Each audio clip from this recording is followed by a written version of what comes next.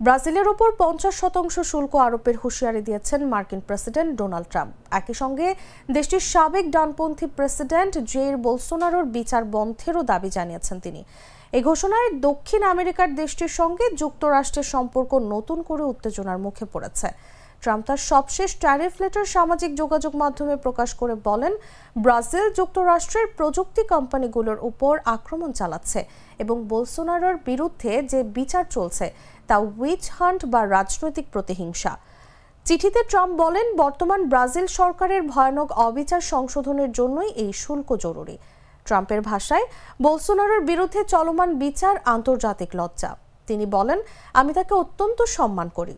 উল্লেখ্য, president থাকাকালে Bolsonaro ও ট্রাম্পের মধ্যে ঘনিষ্ঠ সম্পর্ক ছিল। অনেকেই বোলসোনারোকে ট্রপিক্সের ট্রাম্প নামে ডাকেন। এর জবাবে ব্রাজিলের প্রেসিডেন্ট লুইজ ইনোসিও লুলা দা সিলভা বলেছেন, ব্রাজিলের বিচার ব্যবস্থায় হস্তক্ষেপ কোনোভাবেই গ্রহণযোগ্য নয়।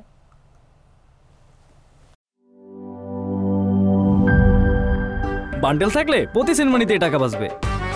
বিকাশ সেনমানি বান্ডেল কিনে জিতুন প্রতি লেনদেনে।